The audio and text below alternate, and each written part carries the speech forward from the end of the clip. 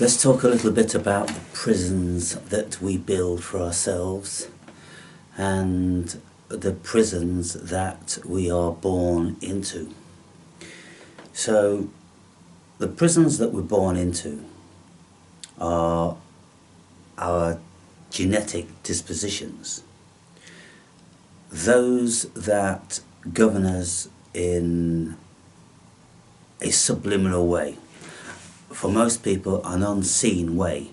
For most people, we will never be aware of the drivers that manipulate us, govern us, guide us and obstruct us. There's so many things that are hidden from us that we're not aware of unless we become deeply entrenched in human psychology and we give a great deal of introspection into what we actually are as human beings. But the prisons, they are very broad. There are many of them, and one of the so-called prisons is our level of intellect. Another one is the expanse of consciousness that we have. Another one is the genetic bindings that we have. Another one is the nurturing that we have had. And there are many, many more. If I took the time to contemplate, then I would think of more. And there are prisons within prisons, because if we say, well, your genetic disposition is a prison, then what do we mean by that? Well, we look at what you can do and what you can't do, what you inherently dislike, what you inherently are drawn towards, all these facets just in the genetic disposition alone. We have a propensity towards something and an aversity towards other things. And if we want to investigate that, then we look at the family members. We look at brothers and sisters to see if they carry any of those genetic traits. We look at our parents to see if they display any of those characteristic traits. And then we can go, oh, seems I've got this carried over from my mother or from the father. And in which case, what can we do about that? You see, I don't know whether I was born with a heart of a lion, or whether I decided one day that I would much rather be a warrior than a coward. I don't know whether that was my choice, or whether I just felt it was my choice because I had the heart of a lion, and that's how I've always been. I don't ever remember an occasion when I was a coward or when I was confronted and I wanted to avoid that situation because I was afraid of the ramifications at the cost of feeling so let down, so disappointed with myself. Whenever I encountered people who wanted to take advantage of me, I always stood square with them, and I would do everything within my power to prevent them from doing that. And all my life I've had that issue with authority, and it's not always easy to be able to eradicate the impositions of those powers of authority. We have to become very fluid, we have to bend and we have to twist and we have to slither, we have to negotiate around, through, over these governing entities which want to exhibit control and power over us. So if you have the prison of the disposition of a coward, then you are always going to be at the mercy of these people. And 90% of people are like that. There really are. There's never been too many Napoleons or Alexander the Greats, have there? You know, but there's been lots of the other variety. Soldiers that get press ganged into the military and this sort of thing, when they just don't have the heart for it. So we can look at prisons like that. When I look at how I am, with this energy, always an enormous amount of energy, and it's a case of what are you going to do with this energy? I've done lots of things with it.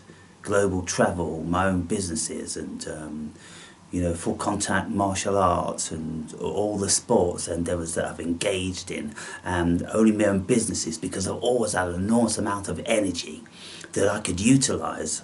And it's kind of like, well, I could go and completely exhaust myself one day, working 16 hours and then still go to the gym. I would never not go to the gym. Doesn't matter how long I've been working. As long as the gym was open, I would go there at the end of the day, because I would still have energy for it. And then the next day, if I felt like, no, that evening, if I felt that I fell into bed absolutely shattered, drained, exhausted, within a few hours, the replenishing of that energy would have come about, and then I could go and do it all again. Endless. I was like nuclear fission, and still, you know, very energized relative to my age now. Many people aren't born with that freedom. They're born in the prison of a lazy body, of a tired body, of a physical and mental disposition that just doesn't create energy, just finds everything hard to do. And so we have to consider the enormous array of differences with the human being.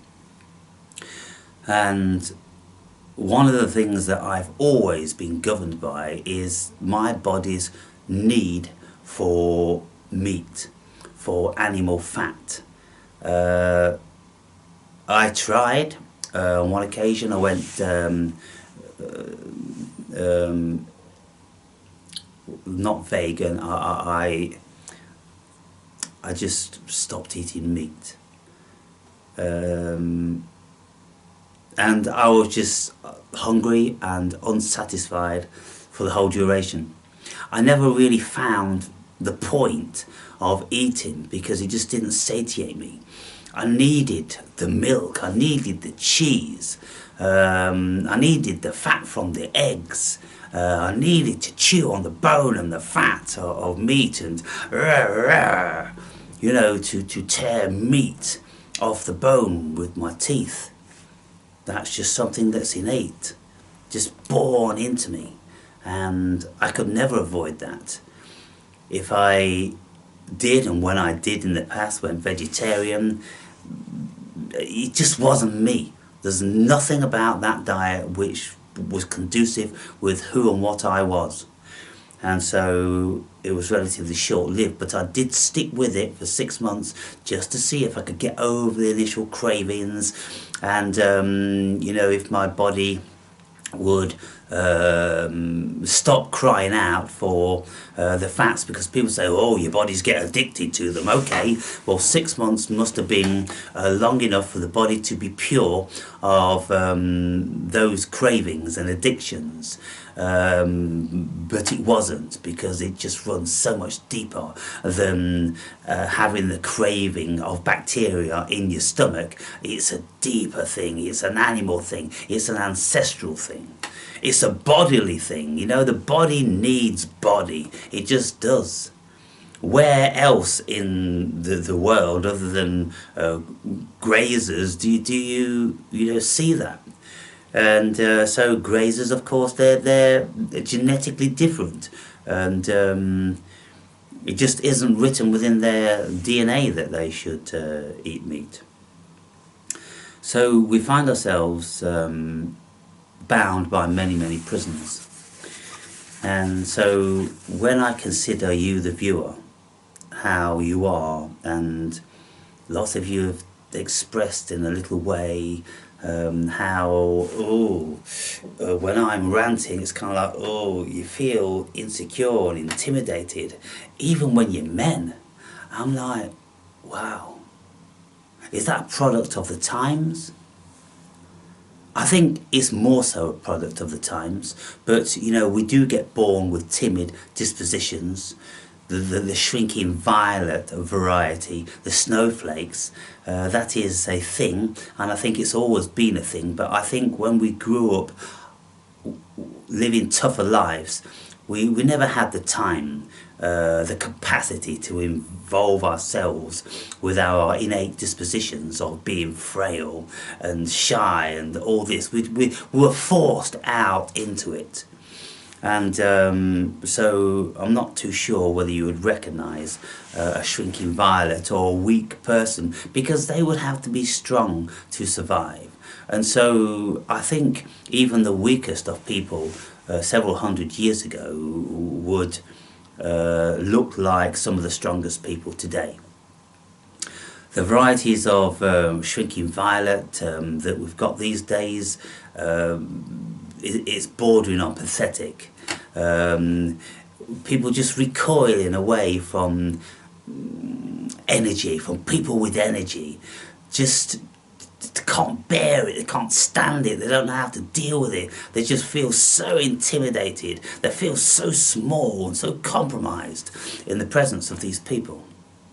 And so you can easily see how powerful people have been leaders, and they have had massive influence over all varieties, because the stronger ones would be attracted to them because of their strength, and seeing more strength, well, most people would aspire to power, and then the weaker people, of course, would want to have an affinity with the strong ones for their own protection, and so they would become their yes men and their serfs and all this different sorts of stuff, trying to acquire favour. So today we've got a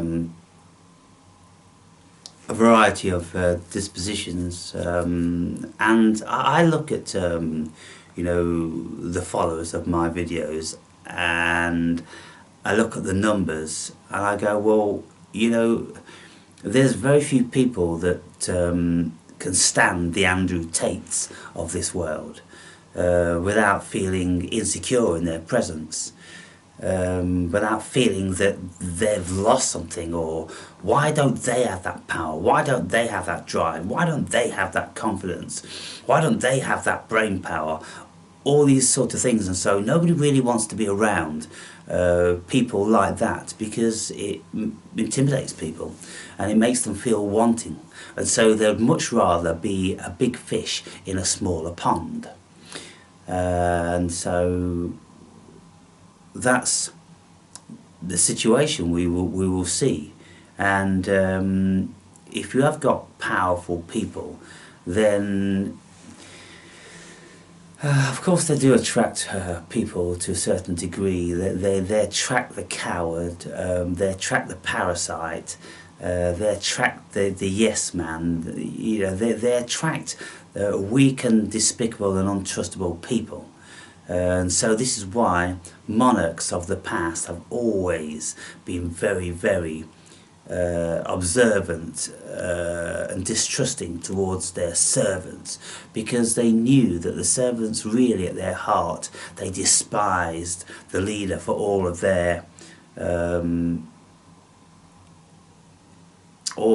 their human attributes that they never had, and given the opportunity they love to poison them or stab them in the heart during the night or something like this. And this is just history, you can just read it time and time and time again.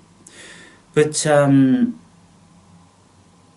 know, if we are born into prisons, then depending on what the prisons are, very often there's little that we can do about it. I mean, people speak to me about, oh, be more humble. There isn't a humble bone in my body. I've never had a humble thought in my life. It's just not something that I could ever do or be, or even feel remotely comfortable faking. It's just not my bag. And so I don't have that prison. But what does that mean? Because many people do have prisons, and so when we listen to people speaking about powerful people, very intelligent people, I was listening to a video only last night, and it's saying that, you know, they invariably don't have any friends, or no real friends, not many friends to be sure. They live an isolated existence because of what they see. They just see weakness. They just see cowardice. They just see through the veil of the fiction of the human ego and all the rest of it, and it's just insufferable to be around. It really is, because you just look around like the character, the protagonist in the movie They Live. You've got your sunglasses on and you just see this shitfest all around. And, you know, it just gets a bit much really, and you just retreat from it and you come into your own kingdom, into your own castle, into your own fortification where you can be you, you know. So I'm reading this book,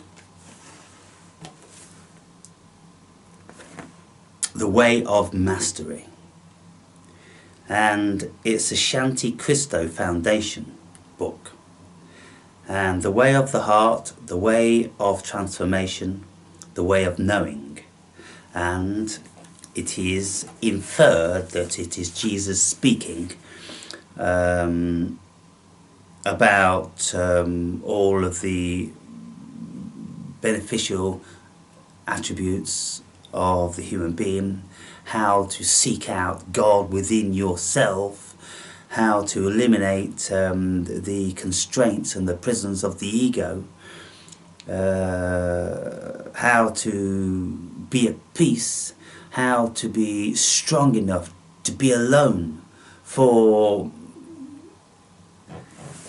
long periods, just to be absolutely comfortable in your own solitude. Because when you are connected to God consciousness, to the Christos, to the cosmos, whatever you want to call it, it's all the same thing, people. It's just different names for it, whether it's Jesus, whether it's Yahweh, whether it's Allah, whether it's the essence of self pertaining to Buddhism and all these different sorts of things. The human being has certain attributes, and we have a higher self, and we don't know for sure what this higher self really is or what it pertains to, whether it's God or whether it's cosmic consciousness or whether it's higher self, spirits from another dimension. There's so many potentials that it could be. But when we realize that the ego isn't captain of the ship, it's just a very weak and easily beguiled shipmate without any real education in anything. It just assumes a great deal and assumes the position of power. I suppose it might be like when ships have mutiny. When a ship rebels against the captain and takes the ship and sets the captain sail in a little dinghy, or drops him off at an island or something like that, then the shipmates elect a captain, and this shipmate hasn't had the official training how to run a ship and manage men and read the stars and you know, all the rest of the stuff. But they've been shipmates for a long time, and they've got a pretty good handle on it. But once the position of power, the autonomy is taken away, then every participant in the mutiny favours himself potentially as being the leader. And so even within these mutiny gangs, then you'll get fighting and killings between them, as you know, other members want to go along with what they consider, or they want to be the leader, they want to have the acclaim, this and the other. So that's kind of like the ego losing contact with the higher self, losing that spiritual guidance. They've got no spiritual guidance, it's just an ego, it's just I want this and I'm better than you and this sort of thing. And so invariably they are destined to self-destruct. When we look at the Mutiny on the Bounty, that famous film with Anthony Hopkins and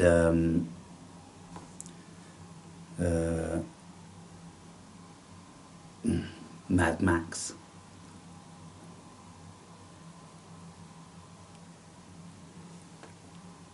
Mad Max. Come on. Come on. Oh man. You know, we wonder what that is, don't we? We wonder when we just can't retrieve something. When it just won't come to us. Mel Gibson. So, a brilliant film. And of course it's been done with Marlon Brando as well, much earlier. But they ended up on Pitcairn Island, an island way thousands of miles from anywhere else. And when they were eventually found, I think about 17 years later or something, I think there was only one male surviving, and there was a lot of the females, and then of course all their offspring. But it seemed to me that the males killed themselves over disputes of women, and you know, probably just women, that would be it. Maybe if your woman died, you'd want to take another woman, and so what are you going to do, you know, all this sort of stuff. Anyway, we're always fighting against you know, the hierarchical system within our makeup. The ego, the higher self, the heart, our genetics, and you know, for survival, all these different sorts of things. So this book costs £38 second hand, and it's a very well respected book in certain realms. I'd never heard of it. In all these years somebody recommended it to me, and so I'm working my way through it. And I'm just going to read a few little excerpts from it. And how much of your suffering comes because you are clinging to a lifeless past and insisting that you carry it with you still. And you are doing that because in the past you became identified with the clouds that were passing by and claimed that as your own identity, and therefore if you release it, it will mean that you must change and must go on. So what it's saying here,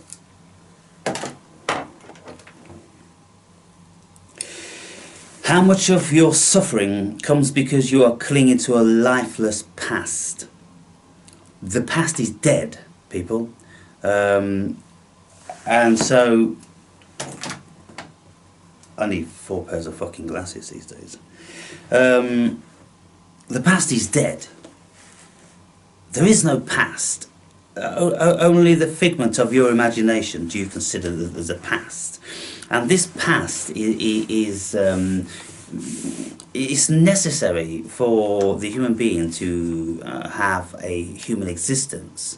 We con ourselves, we trick ourselves, we beguile ourselves, we deceive, we outright deceive ourselves. And this is one of the things I'm more speaking about in relation to my relationship with you know, my sister, and how she's always like, I know you, who you are, and I'm like, for fuck's sake, you know, I've been out of the country for 15 years of my fucking life, you know, and my head now, and my body is experiences, it's cram-packed filled with experiences that you could never even dream about, and you think you know this. But she just lives in the past like a very, very dull automaton who will never ever change. And just the ego, that's all that exists within her. She's never ever had an inkling about her higher self. It's just the ego. I know this and I know that. And that's all it ever does for its own survival. And it's pathetic and it's absolutely vile to be around. And I just can't. But that mindset of hanging on, thinking that that was real, when it's like 40, 50 fucking years on, past that, and so clinging, I know who you are, I like that person, I want that person to exist. And it's kind of like,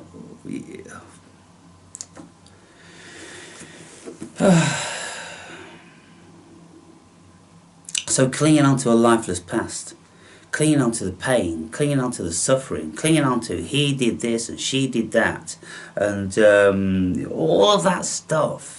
You know, we just have to be present, people, and forget all that and emancipate ourselves from it and just let it go. So in here, a couple of pages back, it says, just take a deep breath and release it.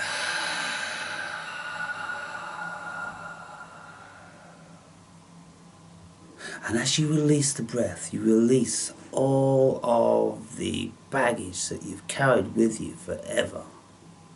And those of you who are versed in meditation, you can do this very, very easily. I don't carry any baggage. All the things that have happened to me and it's come and gone, it's kind of like just distant memories. And in my book I write about saying things like, what benefit is dragging the corpses of our memories with us? Because all you are, you're just like a morgue.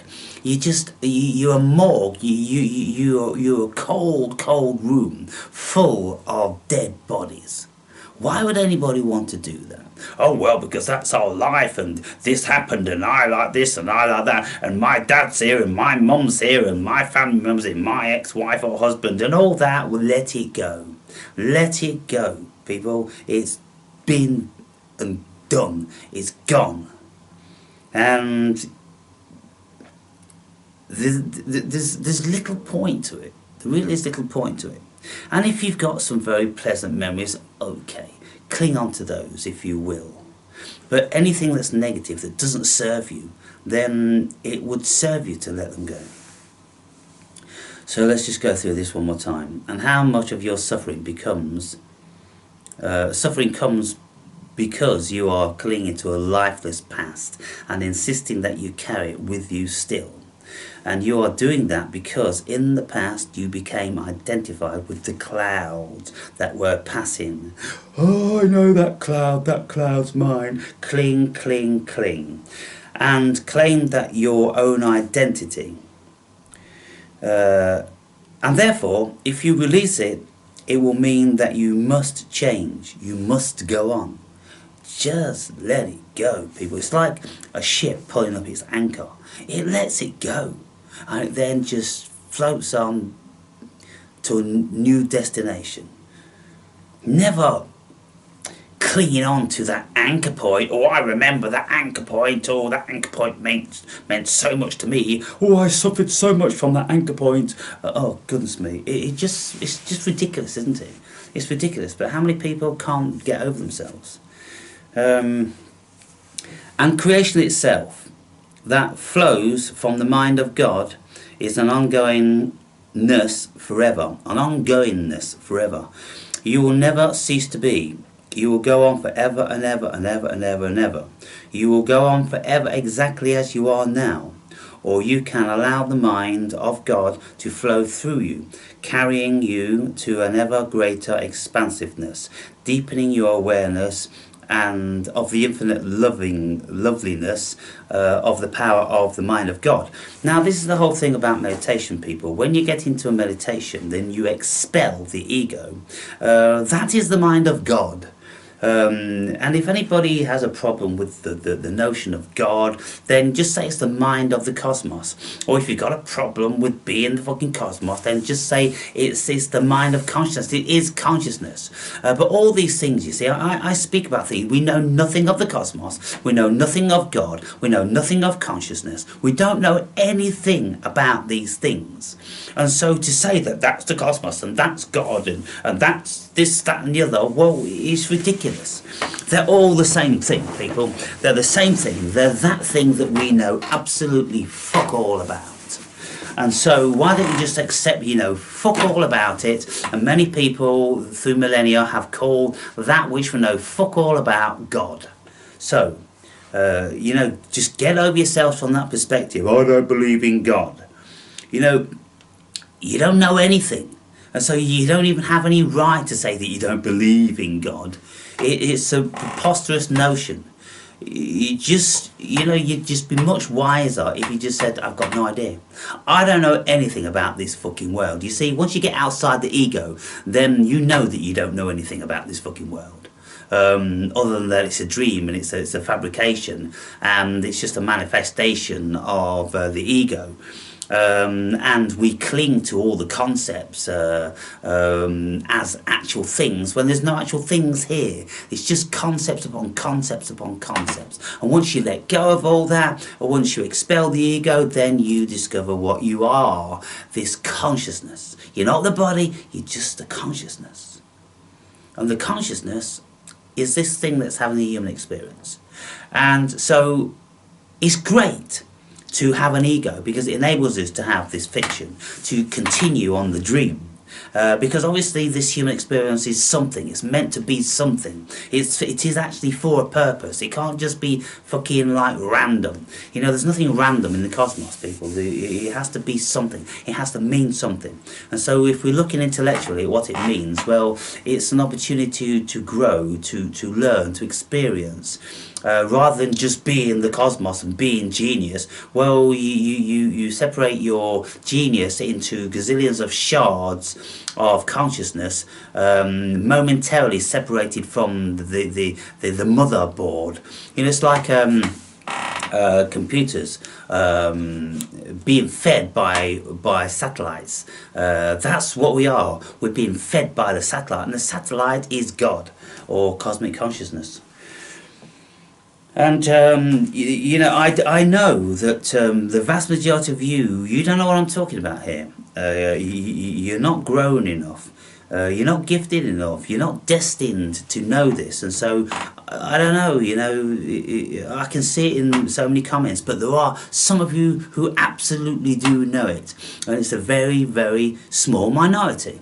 And so, every one of you, if you're not absolutely sure that you've got it, it's kind of like, I'm one of those numpties I was talking about. He's always saying we're numpties and this, that and the other. I'm just talking plain, and I'm not fucking Rupert Spear. I'm not saying, oh, we're all God's creatures, oh, we've all got this potential, because I know absolutely we do not have.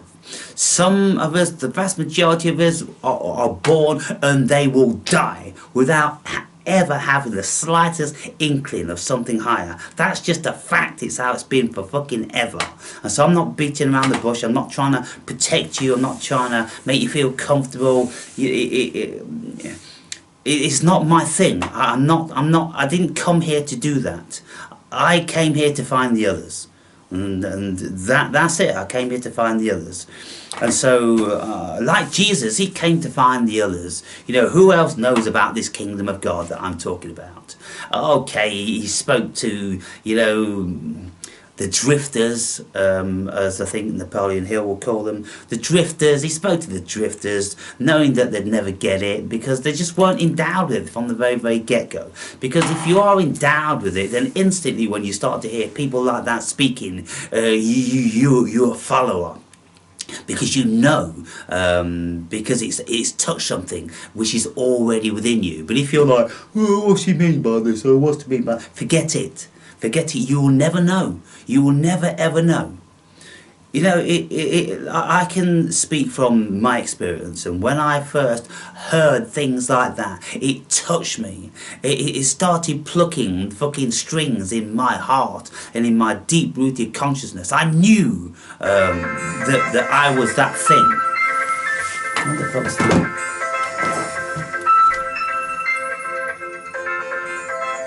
Hang on.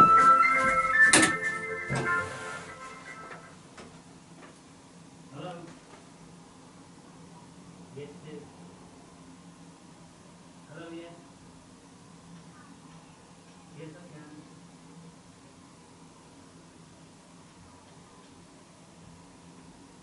Indeed. Hello.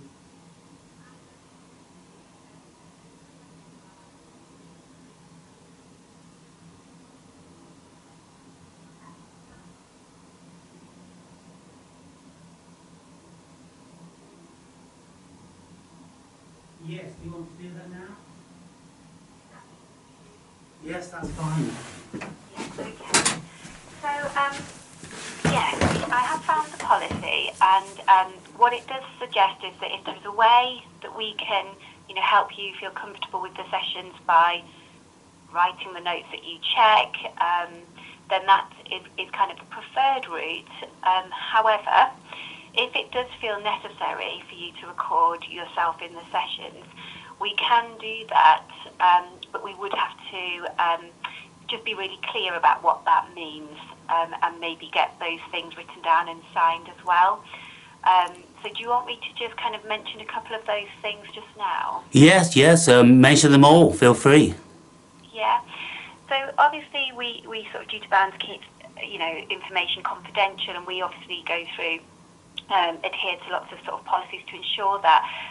Of course, that is waived if yourself or somebody else takes a recording and takes that out of the building.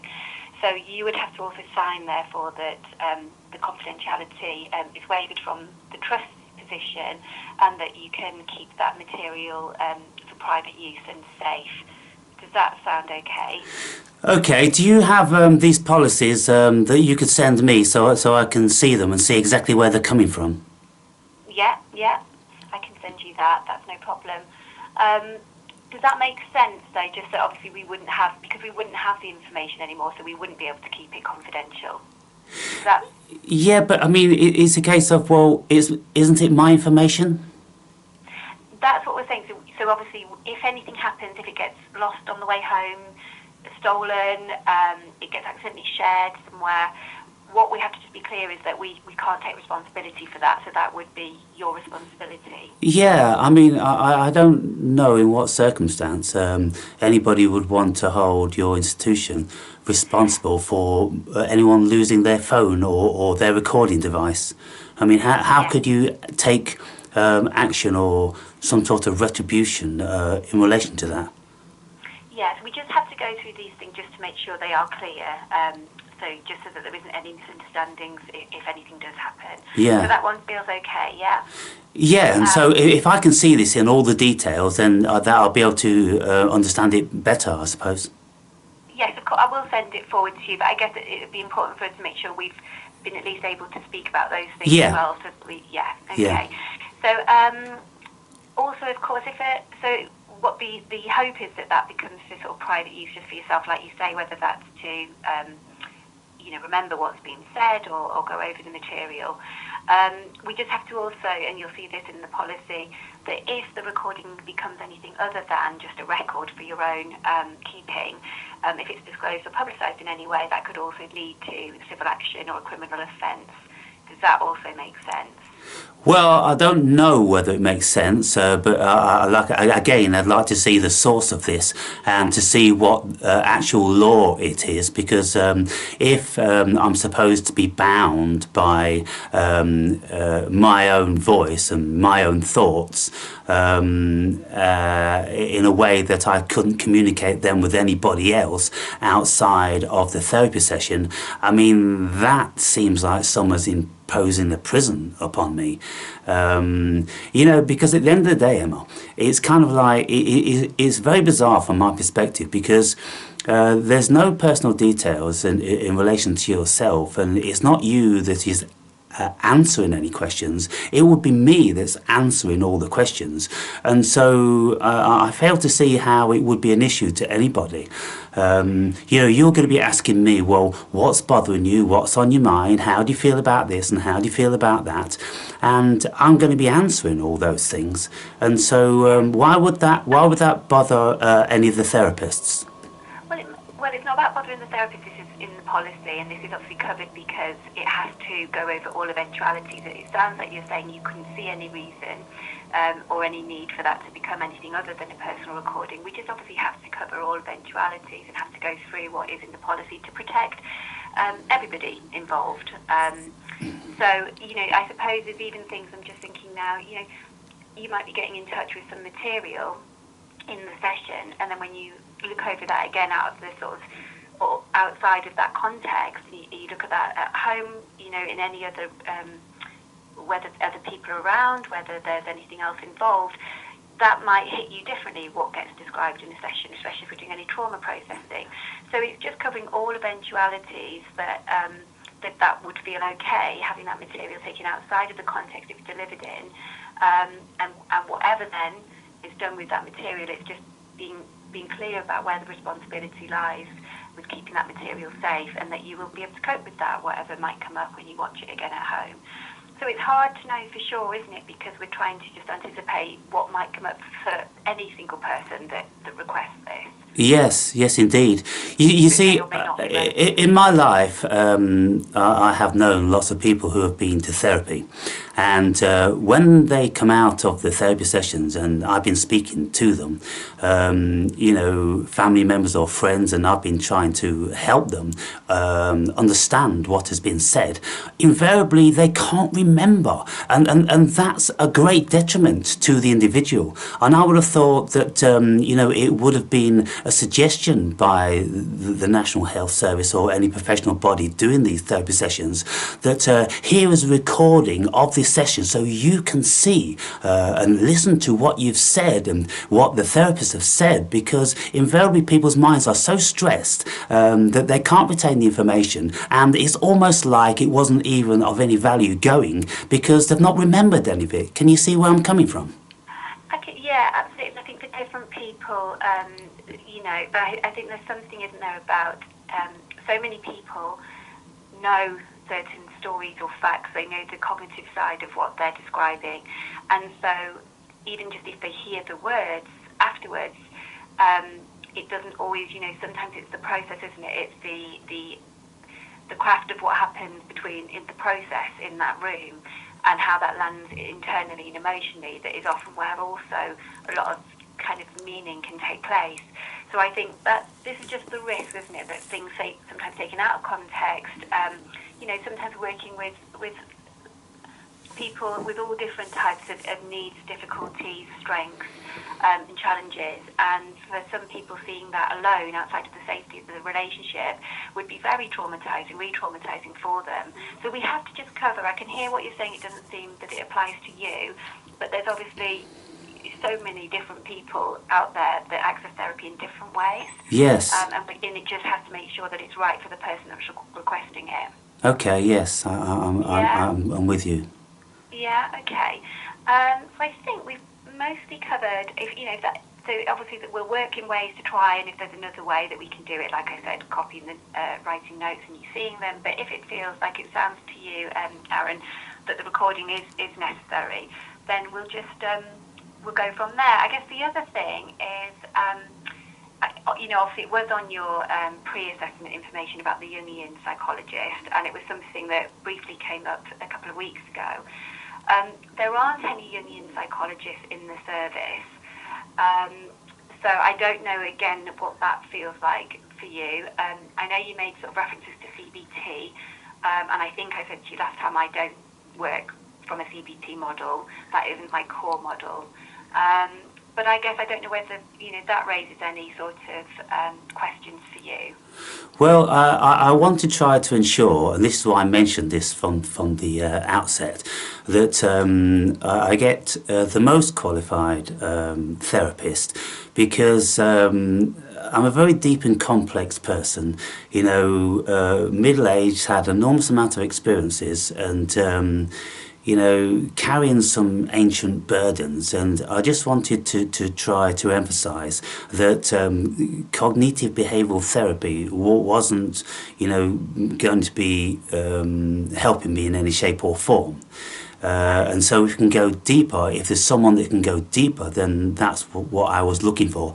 And I realised that a Jungian psychologist is a very specialised variety. And the reason why I asked for a Jungian psychologist, because it goes outside of the realm of the humanism, outside of the realm of the ego, into the spiritual, because we are spiritual beings, which you know, cognitive therapy wouldn't begin to address.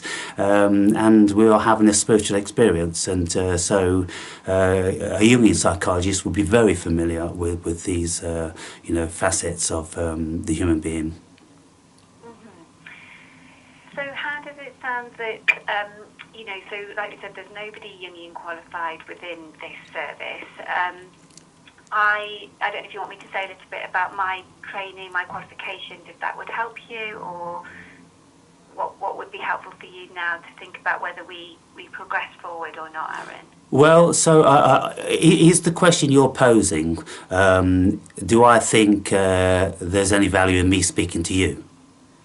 Well, do you have any questions about, you know, so I don't work with CBT. Do you want me to say a little bit about the way I might work? Would that be helpful for you to consider, or? Well, yes, I mean, that would be handy, of course. Yeah, okay. So I work with a lot of complex trauma. I think a lot about early relationships, attachment, the development of the child. Work a lot with EMDR, which is eye movement desensitization and reprocessing, which is a key model in trauma processing and healing. I also work a lot using IFS, which is internal family systems, and that's considering parts of the psyche, parts of the self, and often thinking about those parts developing in childhood, and how those parts developed and how they functioned, what maintains them when parts maybe get stuck in trauma. So this is often key with kind of more complex developmental trauma, and it really captures the sense that not everything is remembered in words, but sometimes what the body takes in, the physical sensations, the emotional sensations, and so when we're using a mix of IFS and EMDR, we're often following imagery, the body, what feelings are there, and we're also working with maybe protectors as well. Sometimes there's ambivalence, sometimes there's parts that want to heal, and sometimes there's parts that question that, or maybe don't trust that, or skeptical about that, and that can get in the way sometimes of processing if we don't address the protector parts. So that's, I don't know what that sounded like, it's obviously a quick overview, but did that make sense? Oh, absolutely, yes. I'm intrigued to see how that would go, and I understand on a deep level what you're saying and inferring there. The stubbornness of clinging on to the devil, you know, even though it is it's a detriment to you going forward. Most people want to cling on to that because they know it. Releasing it is a scary thing because it's the unknown, isn't it? So yeah, I'll be very excited about pursuing with that. Okay, all right then, Aaron. That sounds hopeful. Then we found a way forward. Hopefully. Yes, I think so. I will be bringing the camcorder because it's how I am. It's just how I am. I am a pretty obsessive sort of person, and my attention to the details is very, very fine, and I can't avoid that, you know. Yeah, no, I understand. Yeah, thank you for giving me that time to just make sure I was checking everything out by the book, and can send you that information as well. So I do appreciate your patience there. So now I'm on training next Thursday, so I can't do next Thursday. However, I don't know, it's quite short notice. I would have some time tomorrow around sort of 11:15, if you could make that time. Yeah, that's okay? fine. I can do that. Yeah, perfect. Okay, so the same place. So if it goes 10:15. Oh, not 10:15. I'm so sorry. 9:30. I meant 10:45. Yeah. Is that going to be okay? Yeah, that's fine. Thank you. And how long will the session be for? Well, it's always up to an hour, Aaron, so I have to finish by the hour, but yes, whatever feels kind of manageable in that time. Yes. And I was wondering, I don't know whether it's at all possible to manoeuvre any of these sort of formats that you work to, but 1 hour can go by very, very quickly. I would have a preference for a 2-hour session, maybe every 2 weeks instead of a 1 hour session every 1 week. How would you feel about that? Yeah, do you know, I'm sure we could work around that. I can't do that tomorrow only because I've got another commitment at 12. But if we plan for that moving forward, we can. I can send you an appointment for in 2 weeks' time for the 2 hours. Yes, yeah, that'd be great. Yeah, okay, that sounds fabulous. All right then. So at some point early on when we start meeting, there might be some forms as well, just to fill in. You've obviously done the questionnaire just before you came. I'll double check if there's a sort of an outcome measure that we have to do for the service. But if not, Aaron, I look forward to seeing you tomorrow, and we'll start getting a bit more information if that's okay. A little bit more just background information. It's still part of that assessment, getting information, getting to know each other, and then sort of planning, using that information to sort of inform the direction of the work. Yes. And will you be sending me those documents we spoke about earlier? Yes, I will try and get those, unless you want me to print them off and give them to you tomorrow. Okay, yeah, that'll be fine. Yeah, okay. All right then. Thanks for the call, Aaron, and I'll look forward to seeing you tomorrow. Thank you for the call, and I look forward to it also. Brilliant. All right, have a good day. Okay, you too. Bye now. Okay, bye, bye.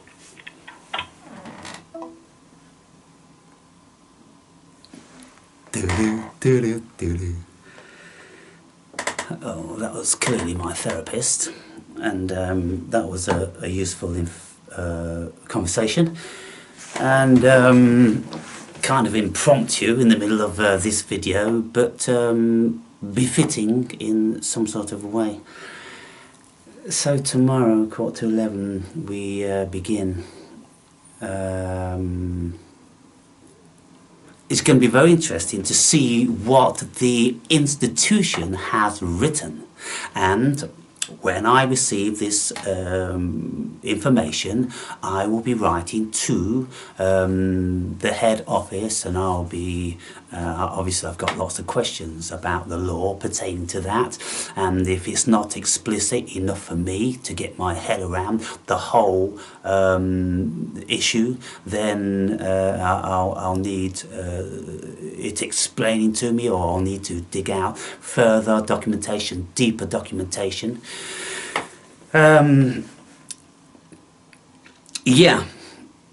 And so, once again, the Awakened Brave gets what he came here to get, people. And so,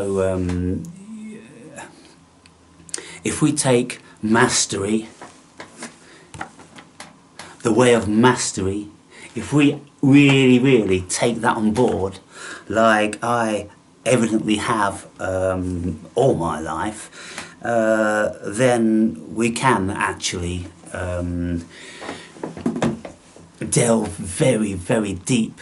We can achieve whatever we really want to achieve, and we will realize that we are, in actual fact, if nothing else, the expression of God. And if we are an expression of God, then we have godly powers, and I absolutely believe we do. So I'll continue to read this now. So mastery arises from innocence. In these lessons, then, we do indeed embark on the way of the heart, and though many clues have been given, we will come to this year to refine those clues, to create what you might think of as a system or a pathway upon which you can walk, to deliberately cultivate the quality of awareness in consciousness necessary to stabilize that awareness, so that you can bring it to each and every moment of your experience. So having a realization of the depth of your consciousness outside of the ego. You see, the whole premise of being awoken, being enlightened, is that we have to learn to think in another way, which isn't within the realm of the old way which we've always been thinking within, which is the ego. We have to take ourselves outside of that. We have to think from our high self. Now, on my bookshelf, there's a book. Let me see if I can just quickly get it for you.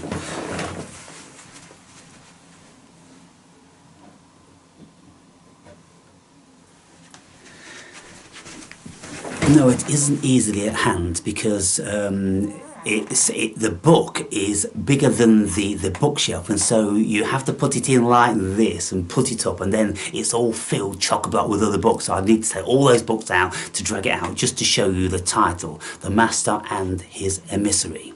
And so we're talking about the ego, and we're talking about the higher self, people, and that's by Ian McGilchrist, and it's a very worthwhile read. So imagine then being able to experience whatever arises without losing the sense of spaciousness and innocence and ease that you now experience in fleeting moments. For instance, know you the experience when things are going well. For instance, know you the experience when things are going well. Sometimes the mind boggles. Outside around you. And you're singing a happy tune, and life seems to be moving ahead. Imagine that same quality of trust and of faith and of certainty of purpose, even when the buildings are crumbling around you and the bank account has gone dry. Being able to look at those events with the same sense of innocence and wonder with which you would look into the eyes of your beloved. Yes, so you take yourself out of fear, and that's what it's saying there. I mean, look, with these sort of things, people, you have to have a deep-rooted knowledge bank of information to be able to interpret what is really being said. Why didn't it just say, look, if you... 90% of people, when they're looking this and the other, their ego is running the fear program, because the ego is the protection mechanism. And so, to protect yourself against things, then it has to induce the level of fear and insecurity and paranoia and this and the other. And you're looking around, and you're wondering about this and you're wondering about that. And that's how most people live their lives. And when people live their lives under the jurisdiction of fear, then they are not free to step outside of that and to feel the beauty and to look at all the intricacies and the wonderful things. And that's why they don't see anything out there, people. You hear me on this? For, you see, such a quality of awareness is perfect mastery. Within it is discovered perfect peace and perfect freedom, perfect joy, and uninterrupted communion with all of creation. I've been speaking about this for years, haven't I? You walk around in a meditation without the ego, and then you are at one with creation. You're at one with God. You are in a blissful state, and life is an absolute joy. And if you would well receive it, the quality of feeling intimately one with all of creation is what you have been seeking as a soul since the first identification with a creation called the ego when it began. So again, I've been saying this stuff for years. I've been saying that once you can get outside of the ego and you're at one with the creation, you will want for nothing. The whole world will become a miracle to you. You look at the world through the eyes of a child, like Jesus says, "Truly I say unto you, until you look at the world through the eyes of a child, you will see nothing." For that creation, again, created conflict and separation. The creation of the ego created the separation, because the ego is the I. I am, I am, I am. No, you're not. No, you're not. And everything you have ever attempted to do since has been an attempt to overcome separation. So what I'm always saying is that, you know, as soon as we are born, as soon as we exit the womb, we spend our whole life unconsciously, if not consciously, trying to get back into that womb, trying to get back into that peace and tranquility, the safety of listening to the cosmic heartbeat, that boom boom, boom boom, boom boom, that rhythmic, that soothing, that hypnotic sound of the mother's heart, in perfect temperature. Everything's perfect. You don't have to bother about anything, about food or nothing at all is an issue to you. You're just consciousness. You're just there. And then when we come out, it's a big shock, and all of a sudden the ego starts to grow, and you know, we gather up all these nasty programs and this, that, and the other. It's life, people. But I'm not saying it's a bad thing, but what's a bad thing if we don't have a realisation of what's going on? That it's just a program, and we need to step over and above that. We need to override it. We need to control and run our lives from the higher self and not from the ego operating system. And everything you have ever attempted to do since has been an attempt to overcome separation, to gain back what you felt you had lost. It's just that the ways you have sought to do it don't work. The eye of the needle that separates you in your consciousness from the world of conflict and fear and guilt and unworthiness. That world and the world of the truth of the kingdom lie side by side within your own mind, and the eye of the needle that one must pass through is the recultivation of the innocence of the child. It is for this reason that I often taught, become again as a child to enter the kingdom. So I'll leave it there, people, because this video has already been long enough, and I'll continue to do more readings from that. But what I will say to you is, look, I'm explaining to you about this stuff. This is a powerful book. This is a very, you know, supposedly the words of Jesus. That's the words of Jesus in here, people. And I've been speaking these exact words for many, many years. And so Jesus is the Christ, it's the Christos, and potentially we all have that. When we become awakened, enlightened, then the Christos is brimming within us.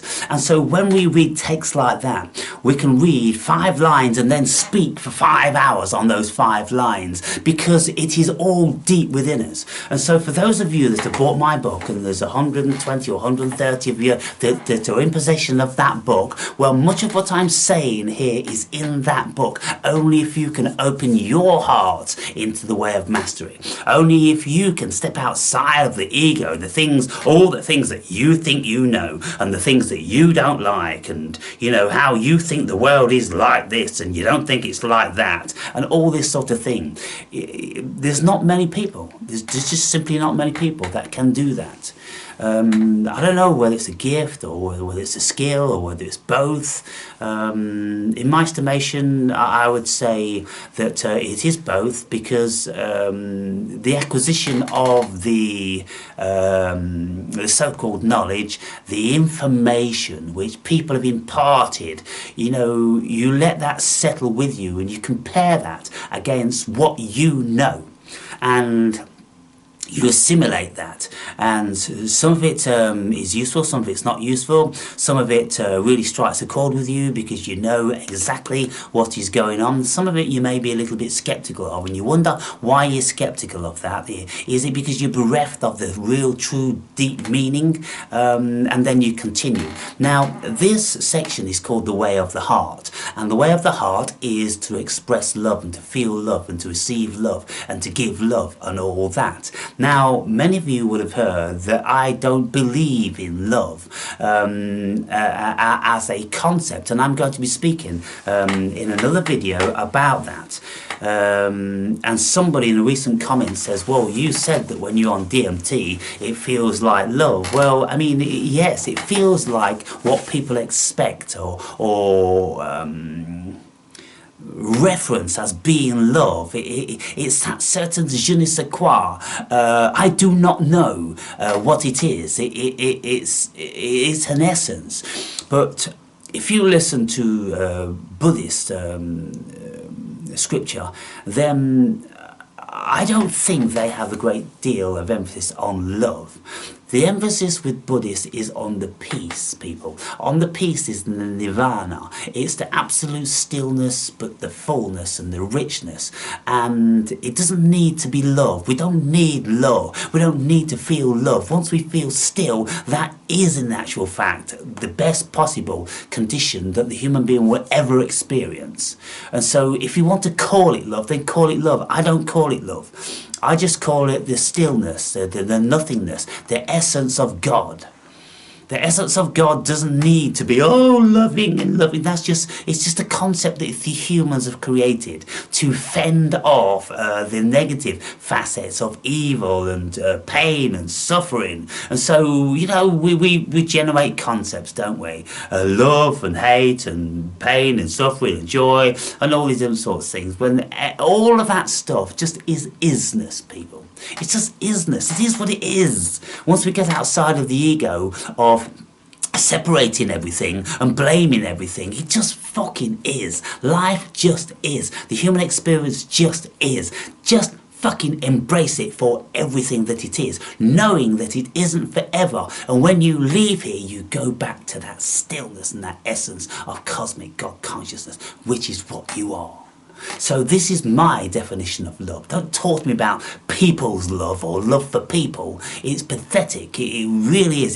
It's unsubstantiated because it is always going to fall through your fingers at some stage. This love that the human beings speak about in the human realm, in the egoic realm, is temporal. And so therefore then, why are yours clutching to something which is only temporary? Because at some stage it's going to fall through your fingers, and there's always going to be a fear connotation attached to the love. So it's never going to be this wonderful love. If you love your children or your partners, you're always going to have a fear of losing them, aren't you? Because you just don't want to lose that projection of perfection. This thing, if you want to look at perfection, people, it's the essence of its entirety. We rise out of the earth and we go back into the earth. That's perfection. What could be more perfect than that? And so people that are getting all in a tizzy about their own demise and other people so-called dying and this, that and the other, it's just because they're not grasping the full nature of what this essence is. It's everything, and it's the world, it's the cosmos just keeps dreaming and dreaming and dreaming. And once you know that you are that dream, then all the rest of the minutiae shouldn't really have too much of a consequence. It shouldn't carry too much weight. Of course we love our kids and certain family members and this, that and the other, and our pets. I love Providence out there, and the day she dies is going to be a sad day for me, and I'm always going to remember her. But you know, this is the egoic level of the illusion, the delusion, the maya of this earth experience. You know, because nothing lives and nothing dies in a dream, does it? It's just mind. It's just mind, people. Anyway, see how you get along with this video.